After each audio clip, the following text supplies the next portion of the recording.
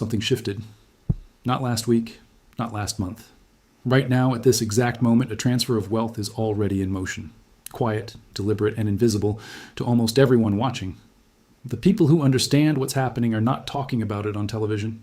They are not writing about it in the papers you read. They are buying. They are positioning.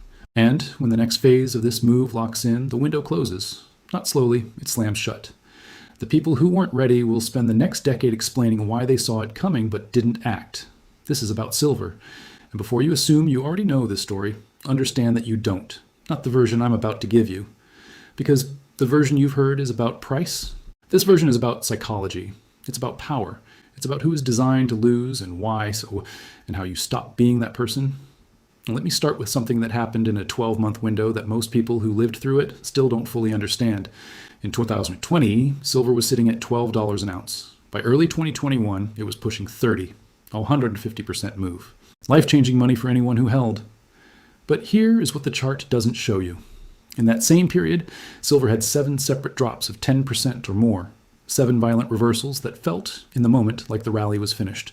On one of those moves, silver hit nearly $30 and then dropped to under 24 in 2 weeks, a 20% collapse in 14 days. And the people who bought at 28 or 29 watched their position bleed.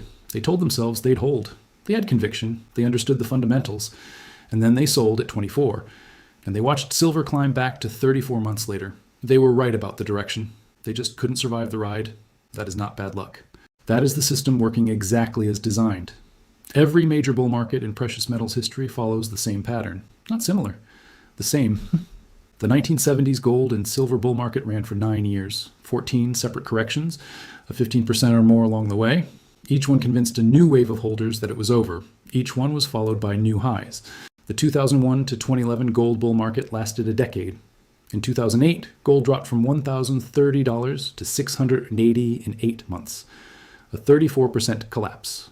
People who had held for years, who had been right about everything, finally broke. They sold at 700, at 750, telling themselves they were cutting their losses before it got worse. And then gold went to 900 over the next 3 years. The people who sold at 750 missed a move back to their entry point and then 170% beyond it.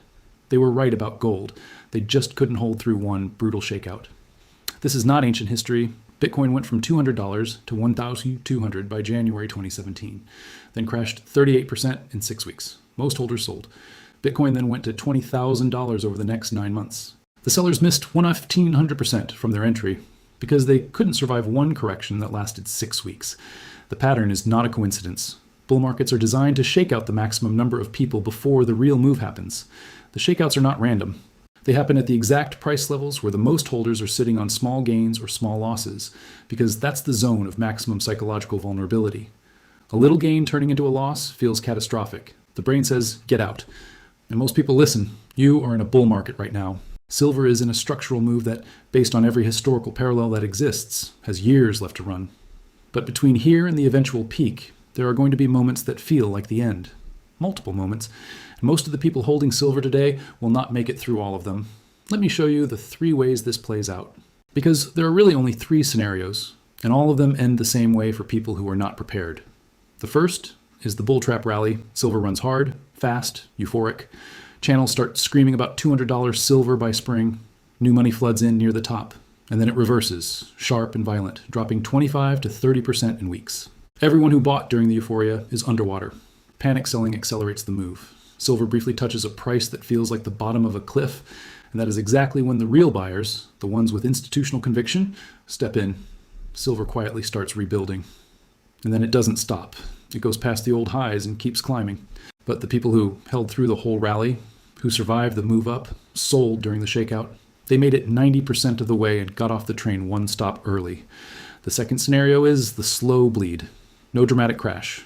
Just a grinding, relentless decline, down 2% one week, down 3% the next. Every bounce gets sold, every small rally fails. 3 months pass, 4 months. The position is down 15 to 20% and nothing is happening. No catalysts, no news, just silence and red numbers. And the silence is the weapon. Because eventually the story you tell yourself starts to change. Maybe the fundamentals I believed in were wrong. Maybe the timing is off by years. Maybe I should cut this and redeploy somewhere else.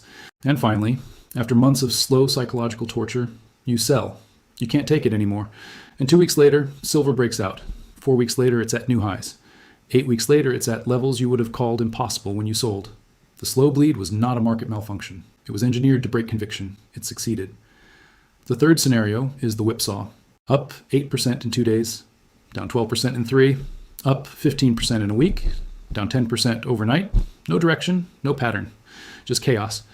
And you try to navigate it. You sell at one level planning to buy back lower. It goes higher. You chase it. It drops. You sell in frustration. It rallies. Every move you make is wrong. Every decision costs you. Finally, exhausted and done, you exit. And the volatility stops the week you leave. Silver trends steadily higher for 6 months. But you're not in it. 3 scenarios. Different mechanics. Same outcome. You get shaken out before the real move. Here's how you survive. It comes down to 3 things. And if you're missing even one, you are exposed. The first is conviction rooted in fundamentals, not price. Ask yourself why you're holding silver. If the answer has anything to do with the price going up, you're holding for the wrong reason. When price drops, that reason disappears. You need something underneath the price. Industrial deficits, supply constraints that don't resolve in quarters, they resolve in years. Monetary debasement that every major government on earth is accelerating simultaneously. Geopolitical instability rerouting commodity flows. These do not change because price drops 10%. If your conviction is built on these fundamentals, a pullback is just noise. If your conviction is built on momentum, the first reversal breaks you. The second is position size that lets you hold through pain. If a 20% drop in the value of your position makes you lose sleep, you are size too large.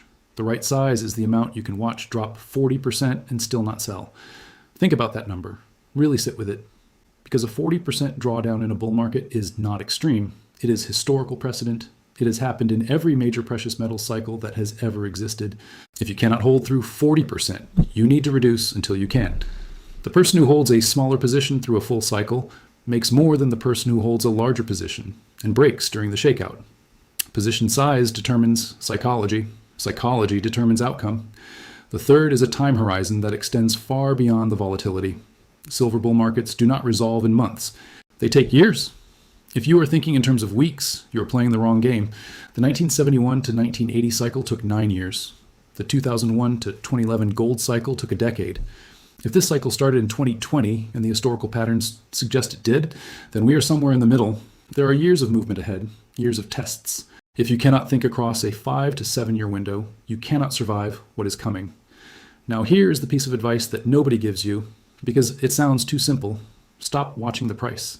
If you believe in a multi-year move, daily price checks are not information. They are emotional noise.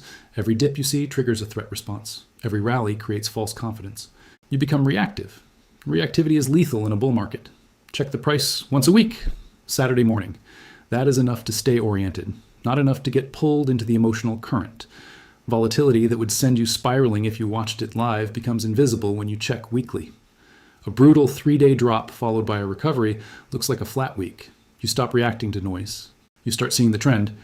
The people who made generational money in previous bull markets were not the most engaged participants. They were the most boring. They bought based on fundamentals. They sized appropriately. They put the metal somewhere safe and stopped thinking about it.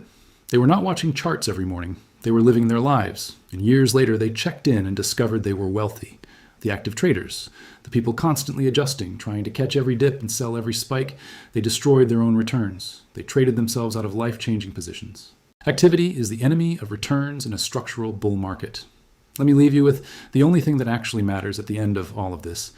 2 people can start in the exact same position. Same metal, same entry price, same information, same understanding of the fundamentals. One of them makes generational wealth. One of them sells at the worst possible moment and spends years explaining what went wrong. The difference is not intelligence. It is not timing. It is not luck. It is psychological fortitude. The ability to hold through pain that is specifically engineered to break you. The ability to look at a 30% drawdown on paper and say, the thesis has not changed, and I am not moving. You are at a decision point right now, not a price decision, a psychological one. The market does not care about your resolve when times are comfortable. The market tests your resolve when holding is the hardest thing you have ever done in your financial life, when everyone around you thinks you are wrong. When the news, if you are reading it, suggests the move is over. When your own mind is manufacturing reasons to exit, that is the moment that determines everything. You can be the person who holds through it and captures the move that follows, or you can be the person who sells 2 weeks before the turn and spends years recounting what they missed. Both are real outcomes. Both are available to you right now. The only variable is what you decide to do when the test arrives. It is coming. The only question is whether you will be ready.